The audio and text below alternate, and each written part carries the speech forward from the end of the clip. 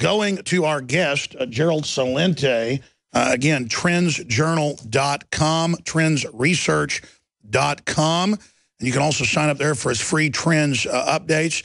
We really appreciate him joining us. He's an American trends forecaster, publisher of the Trends Journal, business consultant, and author who makes predictions about the global financial markets. He's had #1 New York Times bestsellers and other events of historical importance. Celente has described himself as a political atheist and a citizen of the world. He's appeared on guest television on shows such as Oprah Winfrey, The Today Show, Good Morning America, CBS News Morning, Glenn Beck, NBC Nightly News, Alex Jones Show, Russia Today, and many more, trendsresearch.com. And he joins us, but I got a sneaking suspicion, because he was on hold earlier when I talked about Brian Williams, that he's probably got something to say about another stolen glory phony like Hillary Clinton. Gerald, what's your take on Brian Williams? It's a big story, Alex, not because he's just a typical prostitute, because these are the people that lied us into the Iraq war. These are the ones that sold the war. And little low-life boys like him just keep selling it. A war based on lies.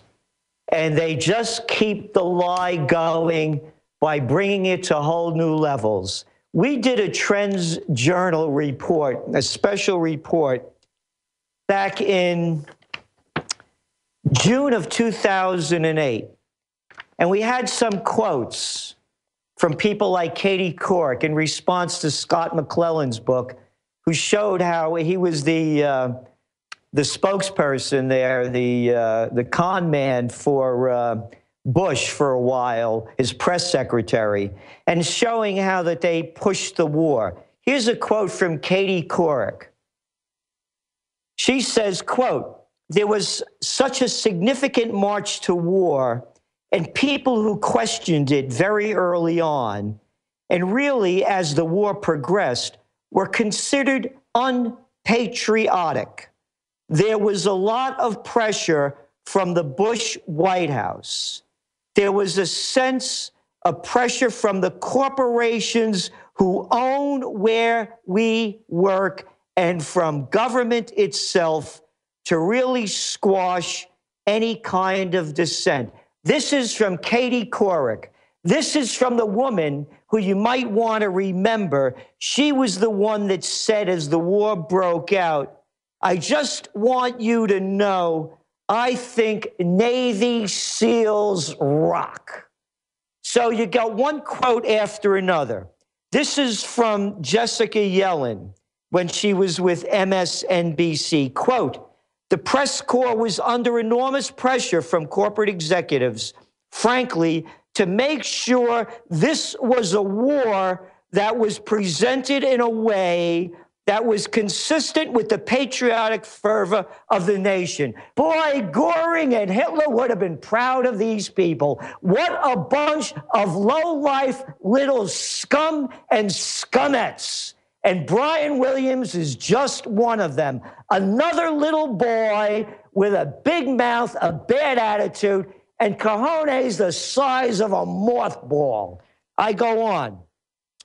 "I was in Kuwait for the buildup of the war, and yes, we heard from the Pentagon on my cell phone the minute they heard us report something that they didn't like. The tone at the time was quite extraordinary." Hey, you know who said that? NBC's Brian Williams. Going back to Yellen. "The higher the president's ratings, the more pressure I had from news executives to put on a positive story about the president.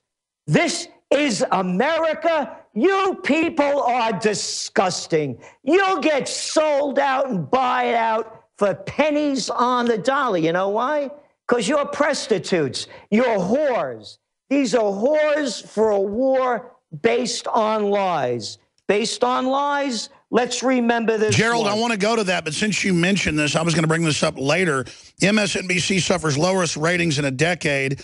They only have, it says 55,000 viewers an hour in a key demographic. Their average show a little over 100,000. Their top shows about 250,000. That is joke level. I mean, you do one YouTube video, It has 200,000 views. This is incredible. But last night, I called this reporter, Kelly Evans, that attacked Senator Rand Paul for saying we shouldn't be forced to take vaccines and engaging in propaganda and saying vaccines are totally safe and effective. I called her a media whore, pimping out her audience. Well, notice MSNBC, CNBC, Media Matters, Raw Story, they all ran similar headlines because they all take their talking points from Media Matters. They write the first article, the White House runs it, and then they copy it. So a direct White House talking point. Speaking about talking points, Alex Jones defends listener Rand Paul on vaccines by attacking whore, they have that in quotes, trash, tramp, filth, scum.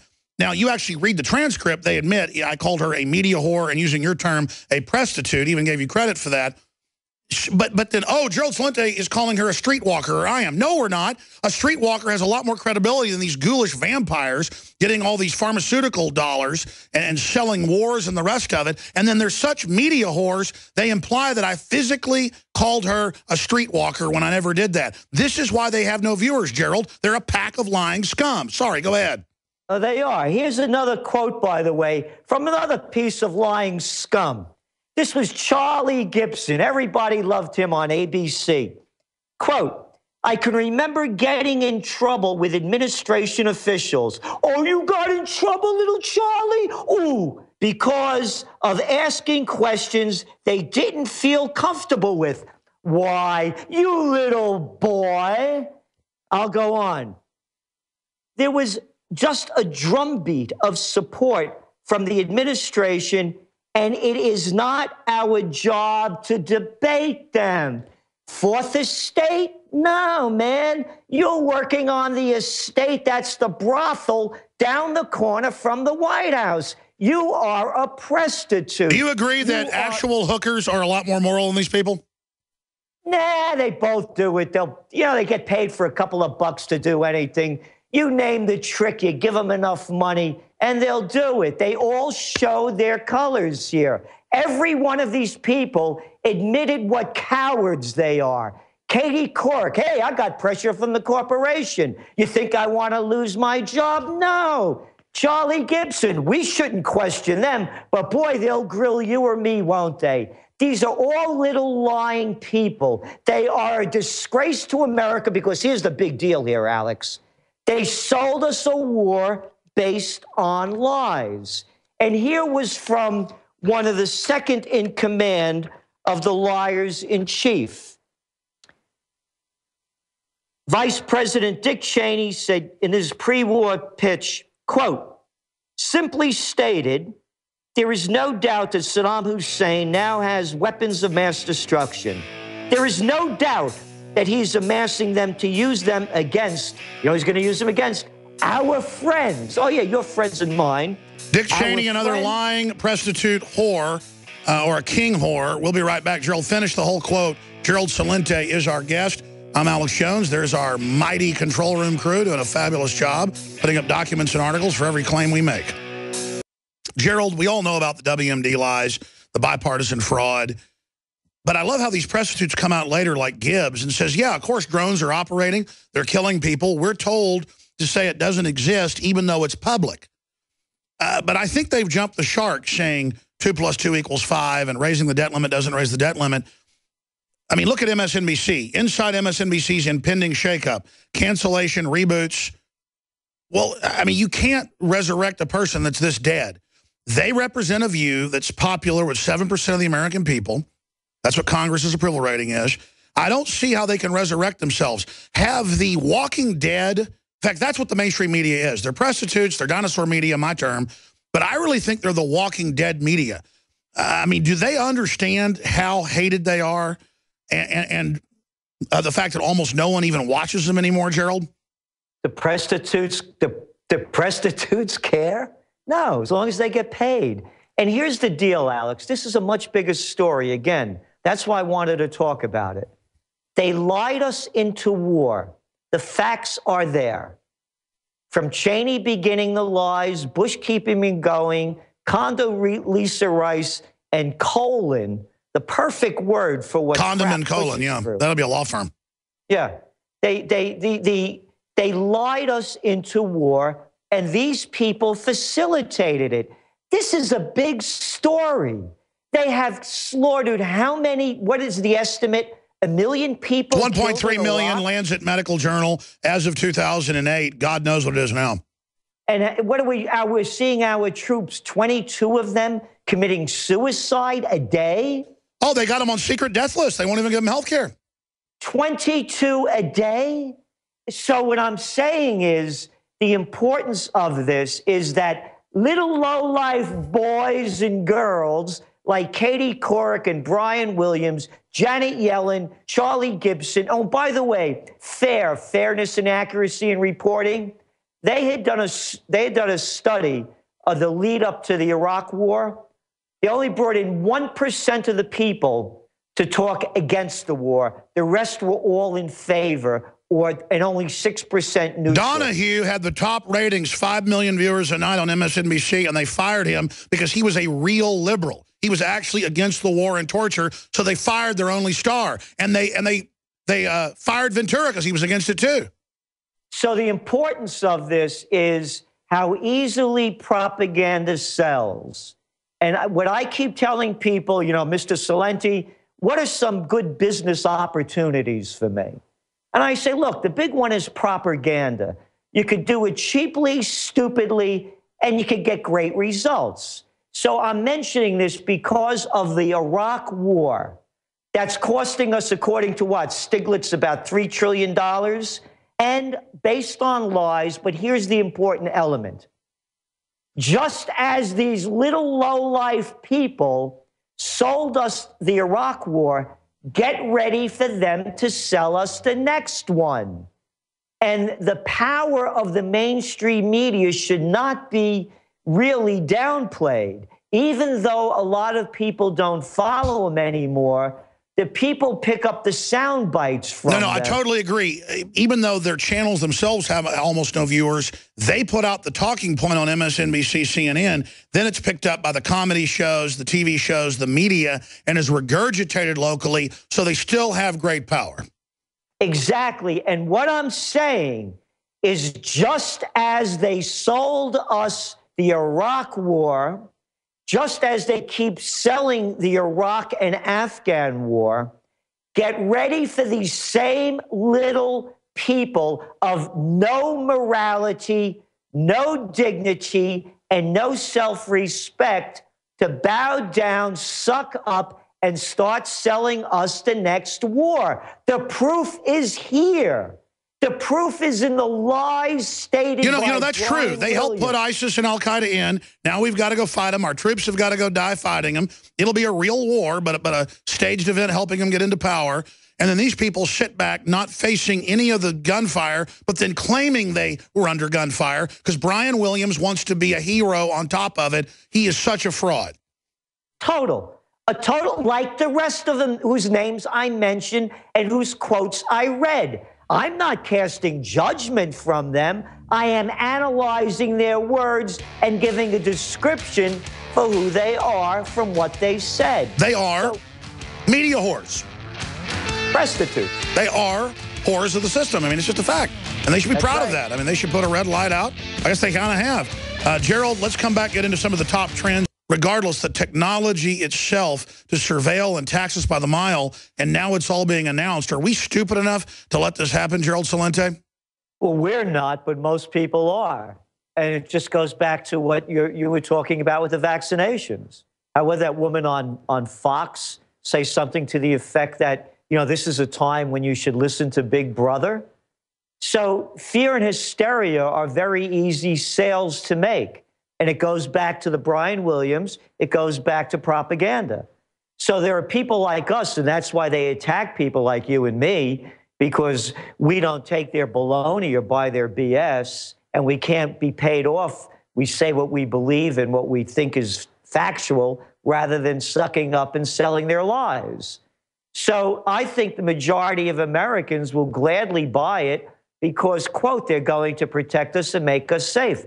Just like with this vaccination thing. By the way, here's a story that no one's talking about in the news. I started going back and looking up some old research.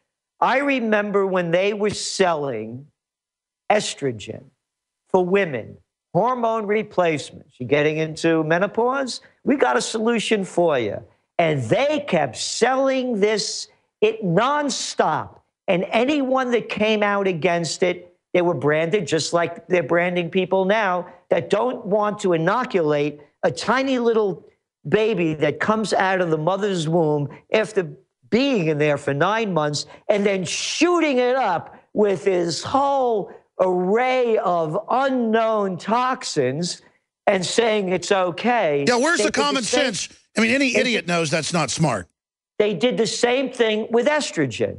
Then when they found out that it did everything to kill women that they said they were going to save them with, they hardly talked about it. I wrote about this in detail back in 2002. I remember when it all came out that estrogen had given millions of women cancer. Yes, but remember how those same little low-life people on NBC, CBS, ABC, the Cartoon News Network, CNN, went after everyone that said that these were dangerous to women's health. And then when they were proven to be dangerous, not a peep from the prostitutes. So again, the biggest story is, going back to the hacking, is it's a takeover. It's the top story in the Trends Journal. The grand manipulation. By the way, that's written by Dr. Paul Craig Roberts, of course you know, on your show, former Assistant Treasury Secretary under Ronald Reagan. This is a complete takeover. The government has been taken over. The multinationals are in charge. This is a conspiracy theory. Oh, how about that Trans-Pacific Partnership that nobody's talking about, huh? Isn't that a nice one? Well, that's what's frustrating, is that it's all out in the open. They don't even hide it anymore. Because smartphones, how about dumb phones? How about all this technology has made people even less connected because their minds are going into so many different directions that they're not paying attention to the facts. It's easy to manipulate the masses now more than ever. By the way, the French have just proven they're as stupid as Americans. And I could give you the proof. Go back to before 9/11. George Bush just gets elected. He's only in office, about 8 months. His popularity is going below 50% after just getting elected. 9/11 happens. Man, the imbecile in chief became a brilliant guy. Go look what happened over there in France. Hollande's popularity rating was 12%. Now, with that attack over there, it's pushing up over 50%. People buy propaganda really quickly, and now that they're in control of all these different elements that wire us together, their power is even greater. And that's why they try to, Media Matters. Media Matters for this. They're a wasted organization. All they do is pump the Democratic BS baloney and attack anyone that attacks their little boys and girls. Gerald, I want to race through, because I promised to go to callers. They want to talk to you. They got questions. But race through some of the trends that are developing, because you've pretty accurately guessed what was coming up last year into this year. What else are you watching right now? All right, on the economic front, look at the volatility in the markets. Yesterday, crude was down in West Texas, 5.5%, 6%. The day before it was up. Now it's back up again, 5.5%, 6%. Look at the markets. The market will be up 250 points. All of a sudden, 20 minutes before closing, it's down. Day after day, the volatility in the markets, the equity markets worldwide since the beginning of this year, is like nothing I have ever seen before. It's out of control. Doesn't it speak to rigging? It hurts the average investor, but helps the insiders? It's all rigged. Again, the grand manipulation. And one of the other stories in the Trends Journal is bankism. That's written by Nomi Prinz. Of course, she wrote the book, All the President's Bankers. Goldman Sachs, former managing director. Right. Now, what do we have here? This is not capitalism. Everybody grow up about it. It's fascism. There is no such thing in capitalism as too big to fail. Bankism is the merger of state and corporate powers, and it's going on everywhere. You talked about the average investor. Here's how they're shafting all of us. They're doing it in Europe, they're doing it in China, they're doing it in Japan, they're doing it in the US, they're doing it everywhere with record low interest rates. They have not raised interest rates in the United States since 2006. What does that mean? It means they used to have a thing when we were young people that you put money in a bank and they had a thing called savings account. You get more money than you return. Now they're talking about making you pay to keep money in a bank. That's right. They have negative interest rates now in Europe, 0.25% to keep your money there. So now what this has done is all this cheap money is going to the banks so they can loan it to us back at any rate that they could get as they're borrowing it at 0.25%. So they have these payday loans, 800%, credit card loans, what, 30%? And they're getting it literally for free. Exactly. Now you look at the growth in the stock market.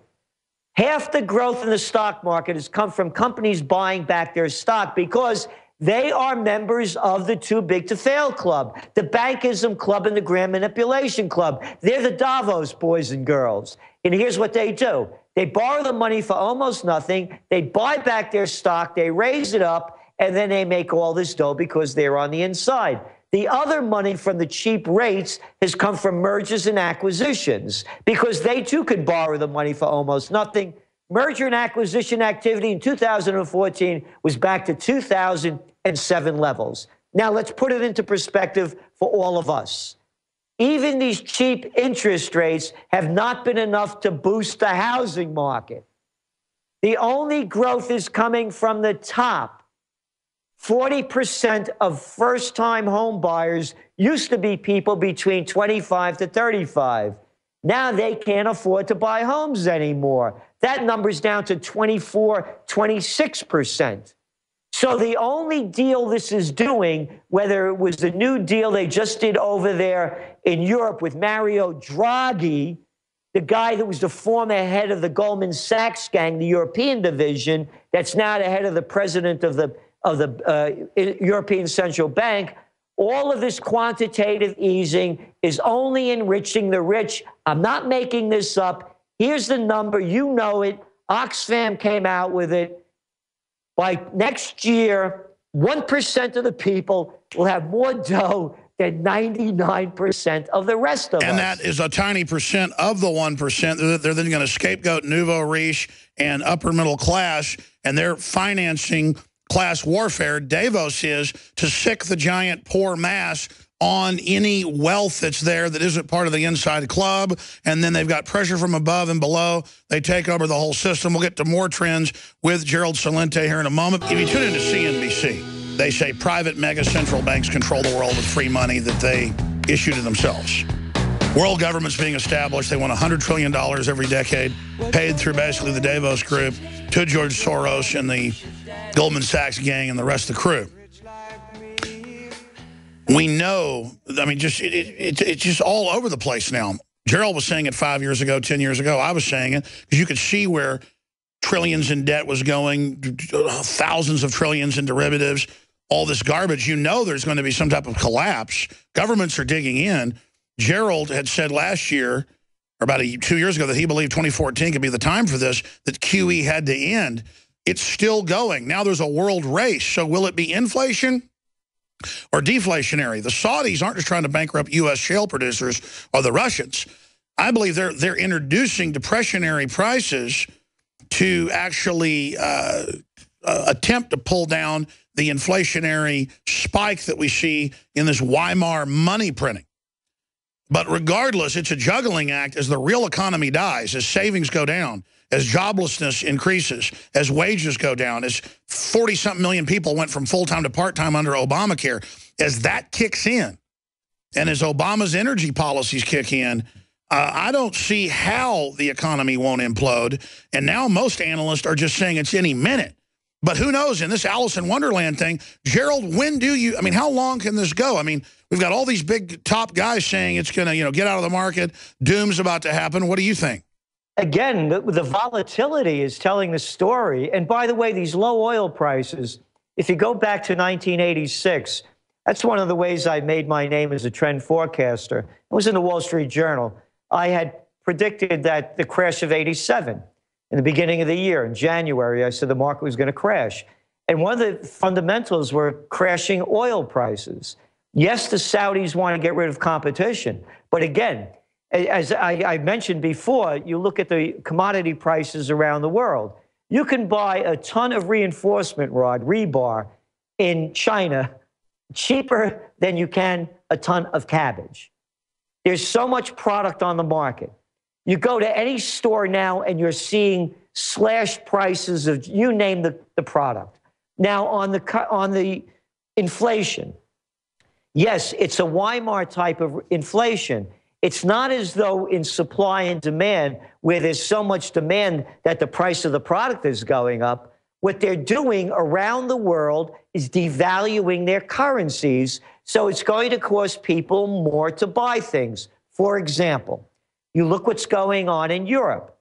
Now that Draghi announced, and they knew that they were going to announce their version of QE, what has happened to the euro? Oh, it's at 11-year lows. No kidding. So now it's costing all the people more money to buy things. But the good 40% of young people are unemployed in places like Spain. We're in a global depression. They're just papering it over because production's been so high traditionally. We've got a lot of baubles and still have food, but even that is starting to wear thin. They're papering it over with the word deflation. It's depression. It's not deflation. And that's the big lie. That's right. Oil prices went down during the Great Depression. That's what happens. Exactly. All the prices are going down, but people are making less and their currencies are being devalued, just like Franklin Roosevelt devalued our currency when they took us off the gold reserve. And remember, the dollar was pegged to gold. What was it, at $20 and something cents an ounce? And then gold went up after that. They called in all the gold, and then they repegged the price of gold to $35 an ounce, which means you just lost 70% of your purchasing power. It's called a depression. You go around the world, I was mentioning, at the record low interest rates you're seeing. It's costing everybody more to buy things, but what they're doing is they're juicing the equity markets. In anticipation of Draghi's QE, now you're looking at the European markets at 7-year highs. Well, here's an example. They had Gibbs, when he was press secretary, said there is no drone program when it was a public program. And it's the same thing. There is no depression forming when there is one. I mean, it's this game of, I'll never forget, they had, whoever that blonde was, Perino or whatever her name is, as the press secretary, and they were asking her under Bush, you know, are oil prices up because the dollar's been devalued? And she said, I can't, you know, answer that. And they said, well, we need you to tell us if there's dollar devaluation, as if, tell us if the sun came out this morning. It's just total mind control. I want to go to some more calls here. Man, I wish Gerald was wrong. I wish I was wrong. I wish we weren't going into a depression. But all the indicators are there. I don't know exactly how it's going to go down, but it's going down. Let's talk to Kyle in PA. Thanks for holding her on the air with Gerald. Hey, guys. Well, historically speaking, the collapse always happens in the last year of a sitting presidential term. And historically speaking, the collapse is always dramatically larger than the one previously to it. My question for Gerald is, what does American life look like in a collapse of the size that we're looking at? That's a great question. That's a great question. You know, I have a saying, when people lose everything and have nothing left to lose, they lose it. And they're losing it around the world. But we don't have to have it happen like that.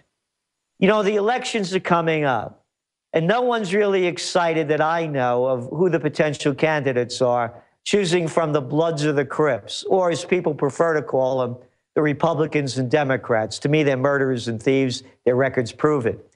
Again, look what's going on around the world. Out of nowhere, in less than a year, the Podemos party, they just had a rally over 300,000 people turned out in Spain. In Greece, the Syriza party. In Italy, between the Five Star Movement and the Northern League. In UK with UKIP. You're seeing it, like them or not, dislike them. I'm not getting into that. What I'm saying is whether it's Le Pen in France, you name the country. Yeah, it's right-wing, it's liberal, it's socialist. Everywhere people are electing, quote, radical, anti-globalist, anti-New World Order, anti-EU parties. So what I'm saying is to prevent what we can see coming and to see chaos in the streets because, hey, they just did it in New York. Now they got terror response groups. We've seen the militarization of the police. Yeah, and notice the terror response groups are for protesters now. Yeah, they said it. Exactly. So what I'm saying is they're putting these things into place because they know the people have nothing to lose and they're going to lose it. What we're suggesting is let's take a different tact. Now, to me, is the time for a new third party. By the way, that's the other way I made my name in my book, Trend Tracking, that I wrote in 1988. You predicted Ross Perot. Exactly. Now the conditions exist better than any time for a new third party. I agree. That's why they don't like Rand Paul and people that kind of represent a third-party movement within the system. I think he is being too political and acting like he's establishment. They're never going to let him in acting like that because they know he's a good guy. I want to go to some more phone calls here. Thank you, Kyle. Great question. Great caller. Adam in Canada, you're on the air. Go ahead. Hi, Alex. Hi, Gerald. First off, I just want to say God bless you guys as well as all your listeners and everyone throughout the world. I know this is an important cause and highly relevant. I've been a listener for a couple of years waking up. Quick question for you, your crew, and Gerald's take is I've seen a recent article circulating alternative news media on a class action lawsuit against the Bank of Canada from Canadians. Wondering if that's A, legit, and B, if that's part of the solution we're looking for. Yeah, not aware of what you're getting at, but I mean... Yeah, I am. There is a lawsuit, and it does appear legit, and it can really make a difference. Yeah, because lawsuits get discovery, and then that's how so many of these documents come out. As you know, Gerald, recently it's just coming out that basically everything's rigged. Yo, it is rigged, yeah. But that lawsuit is gaining popularity, and it's something worth looking into. I'll look into it. And it can be the beginning of a change. And again, going back to the whole question of what's going on, that people have to understand that it's not. It is bankism. It is the grand manipulation. Corporatism. It's total multinational takeover. And between the Europeans, again, going back to Europe, they are fighting their deal with the Transatlantic Investment Partnership, or whatever they're calling it. It's not going to happen coming out of Europe. It's hardly being reported here. And I just want to take this second, or this minute, to thank you, Alex, for what you're doing to wake people up, the crew that you have, the information that you're putting out, and that everybody out there listening to support the people that are advertising on the show. These are products and services that are proven, that are natural, that are for the benefit of everyone that buys them. And it's the same thing what we're putting out with the Trends Journal. Thank you, Gerald. Yep. Tell folks about the Trends Journal. Let's keep you one more segment if you can do it. Just 5 more minutes after this to finish some calls, or 6 more minutes after this break. But tell folks about Trends Research, how they can get the magazine. Because even if people think they know all this, it's great to give friends and family. It's trendsjournal.com. We just had a conference here at the beginning of the year of the top trends of 2015. It's been a blockbuster, a 5.5-hour conference. You see from that what we were saying, what's happening, and where it's going. Again, here are the facts. The facts are this. You look at the declining wages in this country. It's a fact. You look at median household income below 1999 levels. It's a fact. And as I was mentioning, you look at QE. Here's the deal. When they started QE in 2009, the markets went from 8,000 to 18,000. Who did it benefit as everyone else? That's right, the insiders. We'll be right back. Hello, Alex and Gerald. Great to be able to talk to you. And my quick question is, any ideas on protecting IRAs or 401ks from government confiscation, or how do you feel about gold and silver? Great question. Obama did just announce in his State of the Union they want to start grabbing your education funds and taxing them. It is beginning. Gerald? Yes, you're right. And gold and silver, I'm bullish on both. particularly gold. And again, I buy gold from the golden years. At some point, this thing is going to collapse. You're seeing a devaluation of currencies around the world. So gold for long term for me. And of course, the government will steal anything that they get their hands on. And if there's a real market panic, what's going to happen with your IRA? What is it invested in? And where is it going to go? Thank you, Joe. Let's talk to Rob in New York. You're on the air. Go ahead, Rob. Hey, guys. How you doing? Good, brother. All right. Gerald, so the economy, it's not that great. You know, if we raise interest rates, you know, what is that going to look like for the average person? And is that something just to help us push the dollar towards parity with the euro? What's going to happen, the reason why I had believed that there would be a crash is because when they raise interest rates, this Ponzi scheme of banks borrowing at virtually nothing and then loaning it back to us at anything they can get, that starts ending, and the equity markets start going down. I mentioned what happened to the U.S. market from 8,000 to 18, the 7-year highs in Europe. The market's gone up 57% in Japan from lowering rates. So when the rates go up, this whole thing collapses, and it hurts everybody. But if they keep pumping it, then it will have its own set of problems. I mean, it's just Well, exactly. They're devaluing our currencies, and that's why I'm bullish on gold. Absolutely. I mean, long term, it just spells massive inflation, but then they're engaged in a depression. I hope that answers your question, Rob. Good question. You mentioned Russia. Russia's been buying gold like there's no tomorrow. So have the elites. The billionaires have been buying it while saying we're idiots to get it. Oh, and I want to make a comment, too, about, you know, your advertisers and what I said. So everybody knows that I'm not blowing smoke. I don't know if you know this. I have an honorary doctorate in integrative and complementary medicine from the National University of Health Sciences. The first book that I really worked on was Natural Healing back in 1988.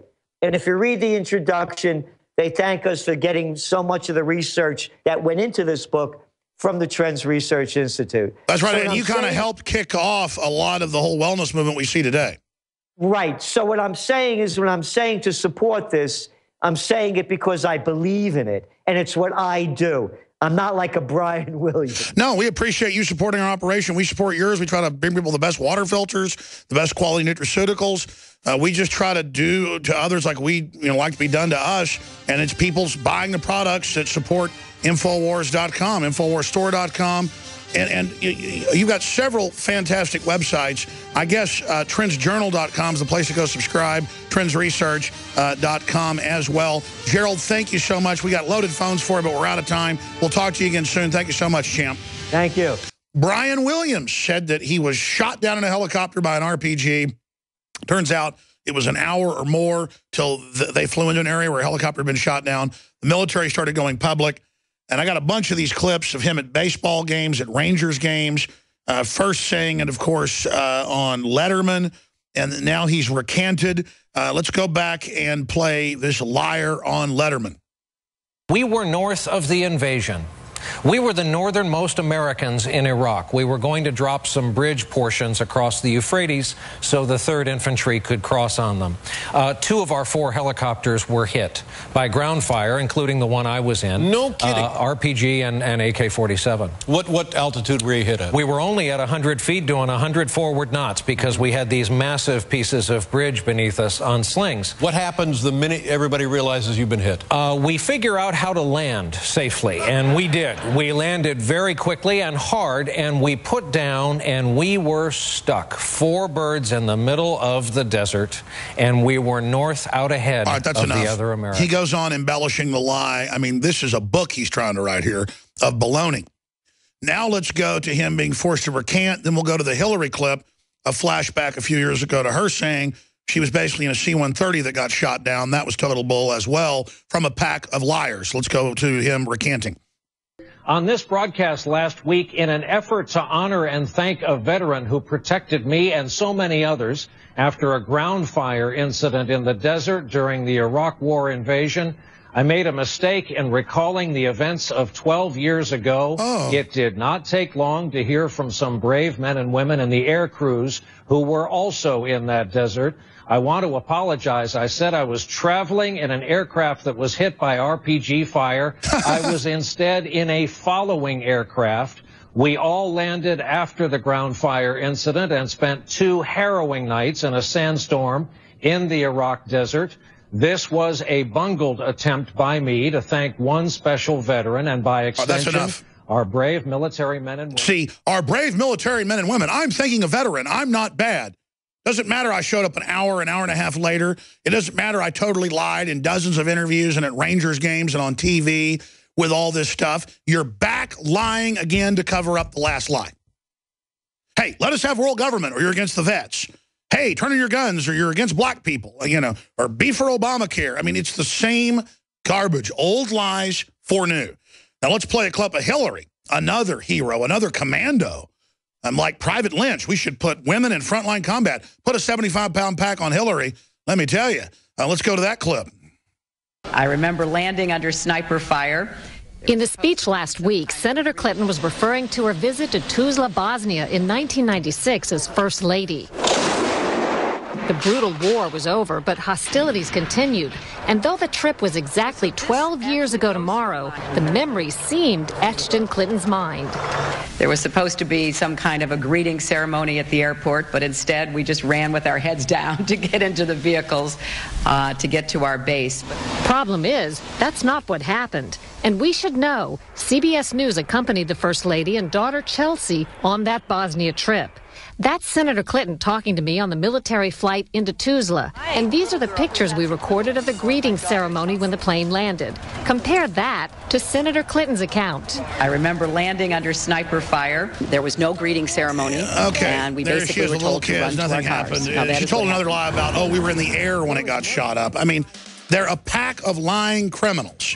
Okay, and these are the people that want you to take vaccines. They tell you the Federal Reserve's federal. It's not. It's a foreign-owned bank, okay? This is a criminal cabal. They are the enemy of America. Now, choose sides, people. Choose sides, okay? They want to enslave you. GCN. They want to bankrupt you. Visit GCNlive.com. They want to rule you. They want to rape you.